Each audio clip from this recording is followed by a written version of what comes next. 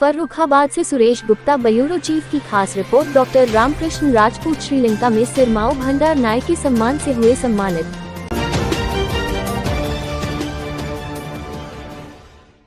श्रीलंका की राजधानी कोलंबो में 17 से 25 फरवरी के 22 में अंतर्राष्ट्रीय हिंदी सम्मेलन में पूर्व निर्धारित प्रतिनिधियों, हिंदी भाषा के विभिन्न विधाओं के विद्वानों, कला, संस्कृति, संगीत, इतिहास, पुरातत्व प्रेमियों सहित 13 प्रदेशों के 56 प्रतिनिधियों ने पहुंचकर भाग लिया।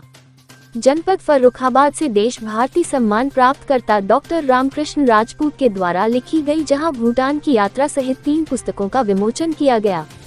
वहीं श्रीलंका की राजधानी कोलंबो में उन्हें हिंदी अध्ययन विभाग की अध्यक्ष डॉक्टर नीता सुभाषिनी द्वारा डॉक्टर रामकृष्ण राजपूत को प्रशस्ति पत्र उनको सम्मानित किया गया। फर्रुखाबाद पहुंचने पर साहित्यकारों, समाजसेवी, आमगर मान्य लोगों, संजय गर्ग, डॉक्टर मोहसिन राजेंद्र पाल, पूर्व नायब तहसीलदार ब्रह्मानंद राजपूत, हेमचंद भोजराज वर्मा आदि ने पहुंचकर उनका भव्य स्वागत कर विदेशों में जनपद प्रदेश का नाम रोशन करने के लिए उनका आभार व्यक्त करते हुए बधाई दी। वहीं डॉक्टर रामकृष्ण राजपूत ने बताया, आयोजन के 5 सत्रों में ग्लोबल टावर सभागार में 32 पुस्तकों का लोकार्पण, सम्मान, विविध विषयों पर हिंदी के विकास की परिचर्चा तथा केंद्रीय विषय राम का नाम, राम के काम पर व्याख्यान हुए एवं क्रूज पर संगीत, नृत्य, गायन के कार्यक्रम भी हुए। वहीं उन्होंने श्रीलंका के इतिहास एवं पर्यटन स्थल व धर्म स्थल की भौगोलिक जानकारी भी उपलब्ध कराई। अभी तक डॉक्टर रामकृष्ण राजपूत विभिन्न देशों में 12 अंतर्राष्ट्रीय हिंदी सम्मेलनों में अपनी भागीदारी कर अनेकों महापुरुषों एवं प्रांतीय राष्ट्रीय स्तर पर उपाधियां से नवाजे जा चुके हैं, जिसके लिए जनपद वासियों ने पहुंचकर बधाई दी। इस मौके पर पूर्व विधायक उर्मिला राजपूत, पंचशील राजपूत, रविंद्र भदौरिया सहित कई वरिष्ठ जन मीडिया कर्मी मौजूद रहे। कि लोकप्रियता नहीं है, जैसे सोवियत रूस में जाए तो वहाँ पर पढ़ाया जाएगा, लेकिन वहाँ कोई हिंदी बोलने वाले नहीं मिलेंगे। अंग्रेजी इतनी लोकप्रिय भाषा, आप कितना भी विरोध करें अंग्रेजी का, लेकिन आप सड़क चलते बिना चाहे अंग्रेजी लोग पढ़ते हैं। ऐसी स्थिति आ गई अंग्रेजी कि आप मना करें, हमारे तमाम देश मना कर रहे हैं कि अंग्रेजी विदेशी भाषा न पढ़ें, और लोग उसे पढ़ रहे हैं। या तो रोजगार परक हो भाषा, रोजगार देने वाली भाषा। अब संस्कृत भाषा आप कितना प्रचार कर लें, वो रोजगार परक नहीं है। श्रीलंका के विषय में बताइए। श्रीलंका की भाषा सिंगली भाषा है और वो हमारे चूंकि भारतीय और श्रीलंका की संस्कृति एक दूसरे से नजदीक है, मिली जुली है, और सिंगली तमिल संस्कृति है। ये दुनिया की विदेशी की संस्कृतियां जो हैं उन संस्कृतियों में एक आती है। हमारा अब बहुत ज्यादा श्रीलंका से मित्रता नहीं है, न शत्रुता है। एक समय था तमिल, और जो हमारे राष्ट्रपति मारे गए, वो प्रधानमंत्री राजीव गांधी मारे गए थे, और अंग्रेजी के जब भाषा विरोध होता है तो तुरंत वहां पर श्रीलंका भी उनको हाथ रख देता है उनके ऊपर। तो इस तरह से हम लोग यात्रा करते हैं अंतर्राष्ट्रीय सम्मेलनों में जाकर के, तो वहाँ हिंदी का प्रचार प्रसार के लिए, हमारी मातृभाषा चूंकि हिंदी है, कोई भी मतलब वो हिंदी बोलते हैं सब, चाहे वो यहाँ पर ईसाई हो, मुसलमान हो, तो बात उससे करते हैं लोग, हिंदी में करते हैं। उन्हीं परिवारों के लोग, उनकी माँ हो, सब तो मातृभाषा है। ये कौता है हिंदी राष्ट्रीय अंतर्राष्ट्रीय हिंदी सम्मेलन है, और इन सम्मेलनों में हमारे अलग अलग जाते हैं, कुछ रिपीट होते हैं, कुछ नए होते हैं। हम चूंकि मतलब हिंदी हमारी हिंदी में हमारी किताबें 59 किताबें छप चुकी हैं, और हम हिंदी में सर्वोच्च उपाधि धारक हैं, डीलिट उपाधि है। तो हमारा अभिरुचि ज्यादा रहती है, और हमारी सोच है कि जैसे विश्व की भाषाओं में हमारे हिंदी भाषा का भी प्रचार प्रसार हो। तो यहाँ से 56 लोग हैं पूरे भारत के, इसी उद्देश्य को लेकर गए थे। अच्छा, समय भी कम होता है, 10-12 दिन आदमी को लगता है। अब तब भी हमारे पास कुछ हमारे संग अधिकारी, विशिष्ट अधिकारी, IAS और तमाम लोग गए थे, तो उन्हें परमिशन लेनी पड़ती। जनपद से 4 लोग थे, उसमें अंतिम में भी डॉक्टर मोहम्मद कैसर खान साहब, उनका इंतकाल हुआ है। 4 लोग यहाँ से गोवा गए थे।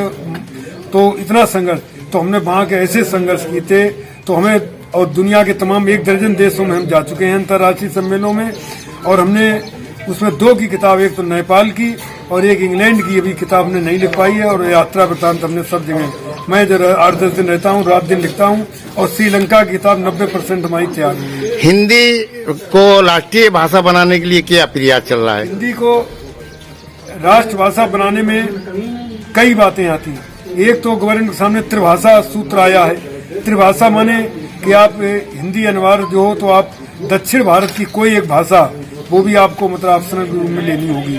एक है अंग्रेजी, आप ले सकते हैं, कोई भी, जैसे संस्कृत, अंग्रेजी कोई भी आप ले, और एक है गुजराती है, हमारे बंगाली है, दक्षिण भारत की भाषा ले ले तो हमारी एकरूपता हो सकती है। तो एक तो व्यवधान ये रहा, दक्षिण भारत में हिंदी जानते नहीं लोग हैं, समझ लेते, बोलने में थोड़ा समझने लगे हैं। तो वहाँ के लोगों को मतलब ये लगता है कि हमारी सिंगली हमारी पुरानी संस्कृति है, और वो तो कहते हैं हमारी वैदिक संस्कृति से भी, केवल ये नहीं कि हिंदी संस्कृति कहने के लिए हम लेते हैं पंछी में बैठा लिया पंछी। हमारे अंतर्राष्ट्रीय सम्मेलन और राष्ट्रीय स्तर पर होने चाहिए। भारत में हिंदी के नाम पर सम्मेलन नहीं होते, हिंदी फंक्शन हो जाते हैं। कभी आप सुना राष्ट्रीय हिंदी सम्मेलन या प्रांतीय हिंदी सम्मेलन या जनपद फर्रुखाबाद को हिंदी सम्मेलन, आज तक आपने सुना कोई कि हिंदी सम्मेलन फर्रुखाबाद में हो? ऐसा नहीं होता है इस मंच पे। तो और विदेशों अंतर्राष्ट्रीय को लोग जरूरत पड़ रही है हमारे मित्र देश में। जैसे आप फर्रुखाबाद का जनप्रतिनिधित्व करते हैं वहाँ पर जाके, ये बड़ी सौभाग्य की बात है। आप एक ऐसे व्यक्ति हैं जिसने अपने जनपद के साथ साथ अपने उत्तर प्रदेश और अपने देश का भी विदेशों में नाम किया है। क्या आप वहाँ पे जो आप जाते हैं फर्रुखाबाद को किस नजरिया से लोग देखते हैं? आप क्या गर्व महसूस करते हैं वहाँ पर फर्रुखाबाद का प्रतिनिधित्व करते हुए?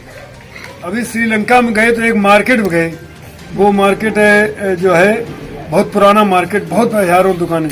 तो वहाँ पे एक मोहम्मदन परिवार था, वहाँ से हम सामान खरीद रहे थे अपने बच्चों के लिए तमाम जो है।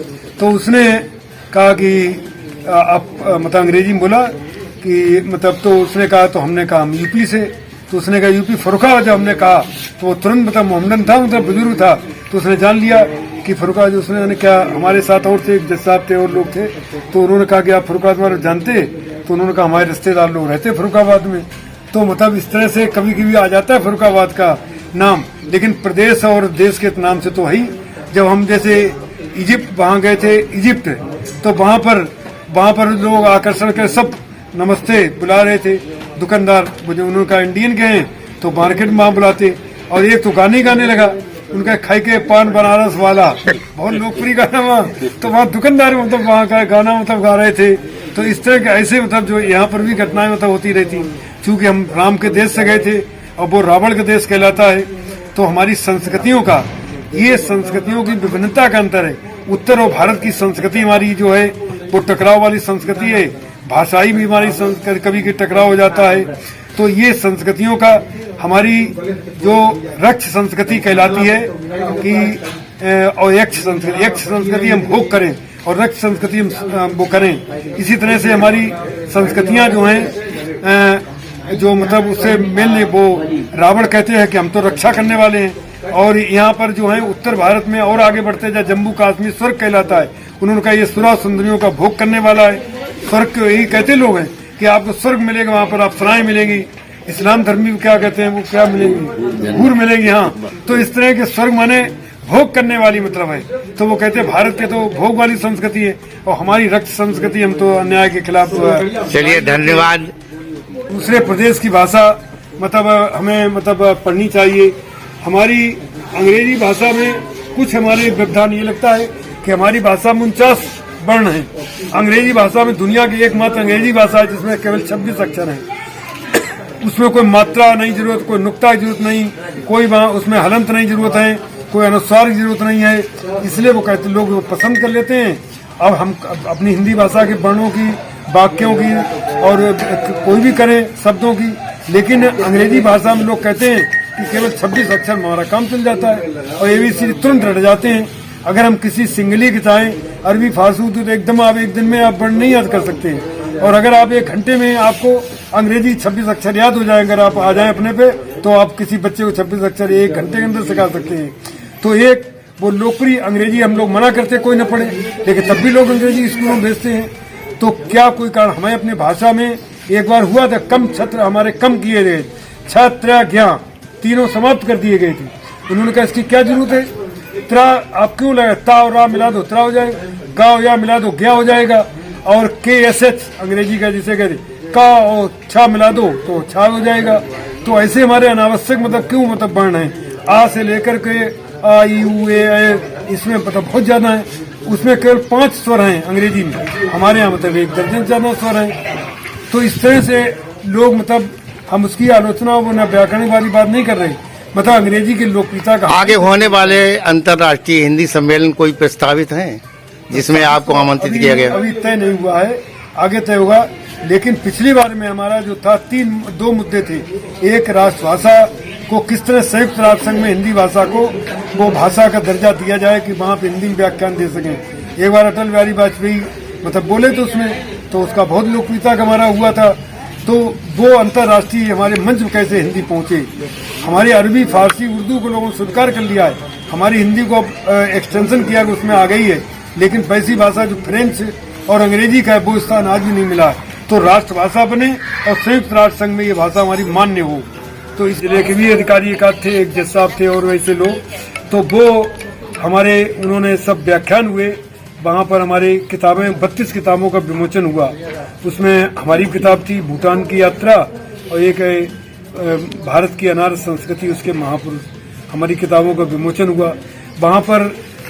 श्रीलंका के 4-5 विश्वविद्यालयों के वहाँ प्रोफेसर आए थे, विभागाध्यक्ष थे, वाइस चांसलर थे और उनके बहुत और भी अधिकारी थे, एक आध व्यवसायी थे।